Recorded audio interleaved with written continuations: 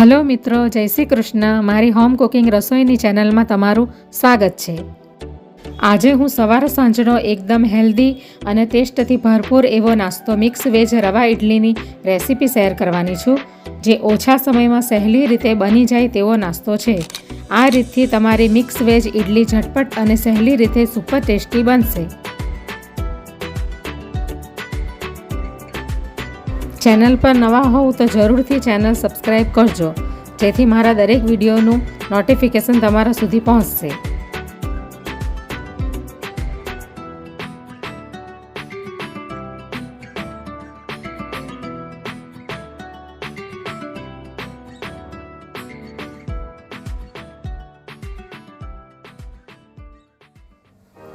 તો આજે રવા ઇડલીની રેસીપી શેર કરવાની છું, જે વેજીટેબલથી ભરપૂર હોય છે અને ખૂબ ઇઝી રીતે બની જાય છે અને હેલ્ધી પણ હોય છે. તો આપણે ચાલુ કરીએ રવા ઇડલી બનાવવાનું. સૌથી પહેલાં આપણે રવાને તેલમાં શેકી લઈશું. અડધી ચમચી જેટલી આપણે અંદર રાઈ નાખીશું. હવે આપણે એની અંદર અડધી ચમચી જીરું, અડધી ચમચી અડદની દાળ અને અડધી ચમચી ચણાની દાળ નાખીશું. અને આ 4 થી 5 કડી પત્તા છે. હવે આપણે એ નાખી દઈશું વઘારમાં.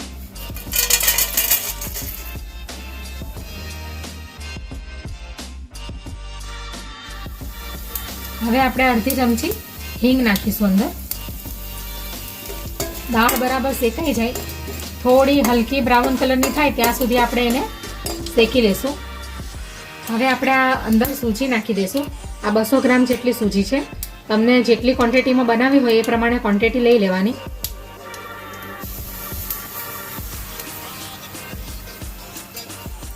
હવે આપણે સૂજીને શેકી લઈશું બરાબર, પણ એનો કલર આપણે ચેન્જ નથી કરવાનો. કલર એનો વ્હાઈટ જ રવા દેવાનો છે.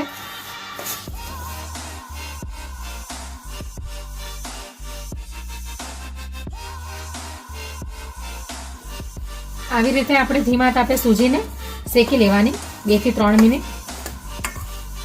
તો હવે 2 થી 3 મિનિટ થઈ ગઈ છે અને સૂજી પણ બરાબર શેકાઈ ગઈ છે. તો હવે આપણે ગેસ બંધ કરી દઈએ અને આ મિશ્રણને આપણે ઠંડુ પડવા દઈશું. ઠંડુ પડી જાય પછી આપણે એની આગળની પ્રોસેસ કરીશું. રવો હવે ઠંડો થઈ ગયો છે. હવે આપણે ઇડલીનું બેટર બનાવવાની તૈયારી કરીશું. તો આ 1 વાટકી જેટલું મેં ખાટું દહીં લઈ લીધું છે, એ આપણે અંદર નાખી દઈશું. તમારે આ રવાના મિશ્રણને કોઈ બીજા વાસણમાં ટ્રાન્સફર કરવું હોય તો કરી શકો. આપણે ઇડલી અને જે આપણે ઈડળા અને બધું બનાવીએ છીએ ને એના જેવું આપણે બેટર તૈયાર કરવાનું છે. હવે આપણે આની અંદર જોઈતા પ્રમાણમાં પાણી નાખીશું.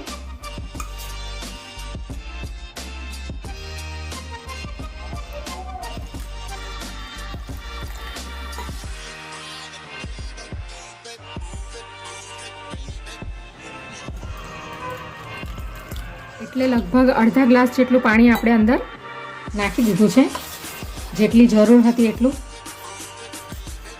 હવે જરૂર હશે તો જ આપણે પાણી નાખીશું. હવે આપણે એને 10 મિનિટ રેસ્ટ કરવા દઈશું.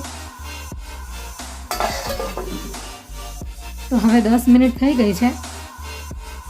હવે આપણે એની અંદર મસાલા નાખી દઈએ. હજી થોડું પાણી નાખવું પડે એમ છે, કારણ કે પાણી નાખવાથી સૂજી ફૂલાઈ ગઈ છે, એટલે થોડી જાડી થીક થઈ ગઈ છે. એટલે હજી થોડું અંદર પાણી આપણે નાખીશું.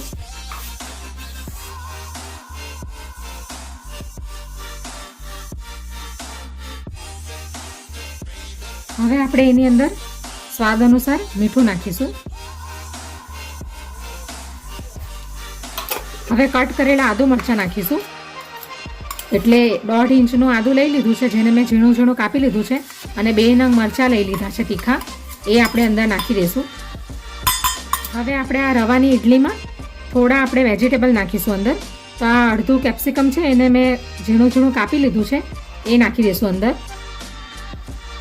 આ અડધી વાટકી જેટલા વટાણા લીધા છે, એ પણ અંદર નાખી દઈશું. અને આ ગાજર કટ કરીને અડધું લઈ લીધું છે, એ પણ નાખી દઈશું આપણે.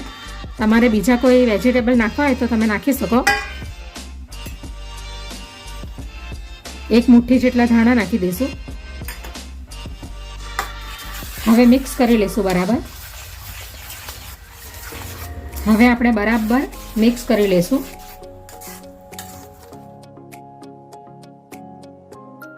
હવે આપણે અડધી વ્હાઈટ કલરની ઈડલી બનાવવાની છે અને અડધી પીળા કલરની બનાવવાની છે.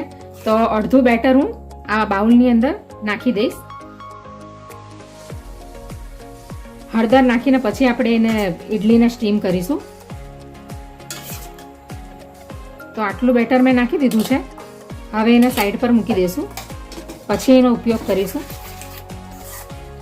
હવે આપણે આની અંદર અડધી ચમચી જેટલો ફ્રૂટ સોલ્ટ નાખી દઈશું. થોડું પાણી નાખીશું. હવે મિક્સ કરી લઈશું બરાબર. તો આપણે ઈડલીનું બેટર આ ટાઈપનું રાખવાનું છે. બહુ એકદમ જાડું પણ નહીં અને એકદમ પાતળું પણ નહીં.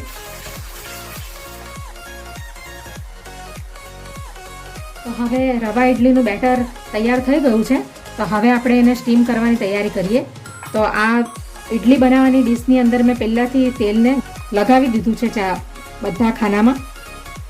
હવે આપણે એની અંદર અને આ કાજુ મેં પહેલેથી જ ફ્રાય કરીને રાખ્યા છે તેલમાં.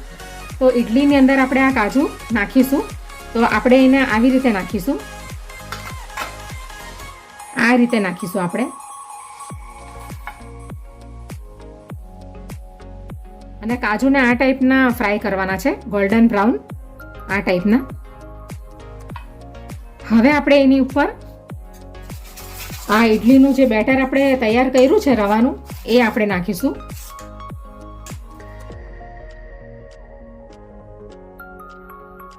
એકદમ ફૂલ નથી ભરવાનું, નહીં તો બેટર બધું બહાર ફૂલીને નીકળી જશે. એટલે આપણે આ ટાઈપનું પોણા પોણા ભાગનું આ ટાઈપનું આપણે બેટર અંદર નાખવાનું છે. તો આવી રીતે આપણે બધું બેટર પાથરી દઈશું ઈડલીની ડીશમાં. હવે એ જ પ્રોસેસ ફરીથી કરીશું આપણે.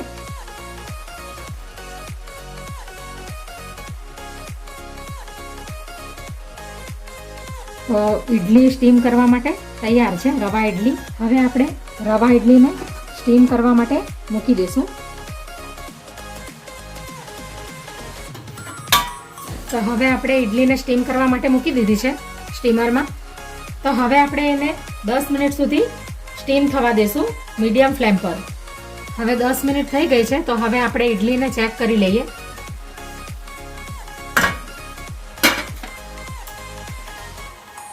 આવી રીતે આપણે ચપ્પુની મદદથી ચેક કરીશું. સ્ટીમ થઈ ગઈ છે ઈડલી. તો હવે આપણે ગેસને બંધ કરી દઈશું અને ઈડલીને આપણે ઠંડી પડવા દઈશું, પછી આપણે એને સર્વ કરીશું. હવે આપણે ઈડલીને બહાર ઠંડી થવા માટે મૂકી દીધી છે. તો હવે આપણે ઉતાવળ નથી કરવાની એને આમાંથી કાઢવાની. જો આમાંથી ઉતાવળ કરશું તો પછી શેપ વગરની થઈ જશે.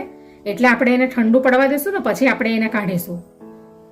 તો હવે ઈડલી ઠંડી થઈ ગઈ છે. તો હવે આપણે એને સ્ટેન્ડમાંથી કાઢી લઈએ.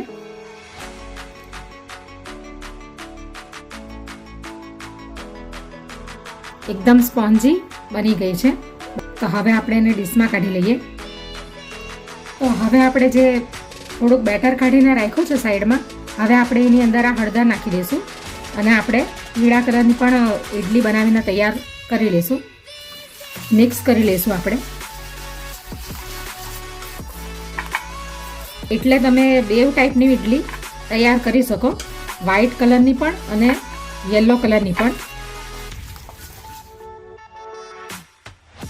હવે આ બેટર પણ તૈયાર છે. તો હવે આપણે આને પણ સ્ટીમ થવા માટે મૂકી દઈશું. તો આપણે જે ડીશમાં ઈડલી બનાવી છે એમાં ફરીથી આપણે ઓઇલ ગ્રીસ કરી લઈશું.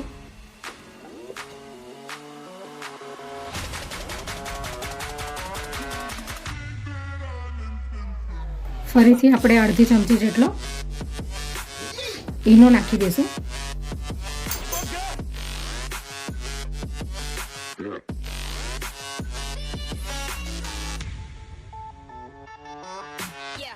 હવે આપણે આ ઈડલીને પણ સ્ટીમ કરી લઈશું.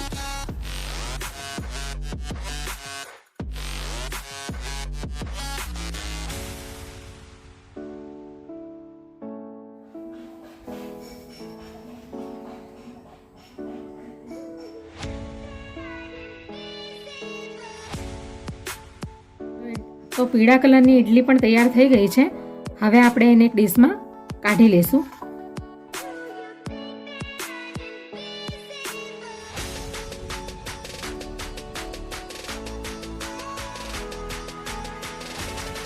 તો તૈયાર છે રવા અને વેજીટેબલની ઇડલી. એને તમે ચટણીની સાથે, સોસની સાથે પણ તમે ખાઈ શકો. એકદમ સ્પોન્જી અને સરસ એવી બની છે. અને રવાને મેં તેલની અંદર શેકી લીધો છે પહેલેથી, એટલે બરાબર દાણેદાર પણ ઇડલી બની છે. હવે આપણે એને તોડીને જોઈ લઈએ.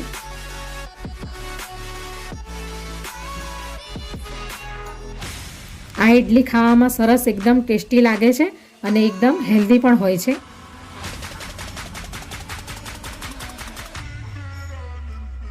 તો તૈયાર છે સ્પોન્જી અને હેલ્ધી રવા ઇડલી.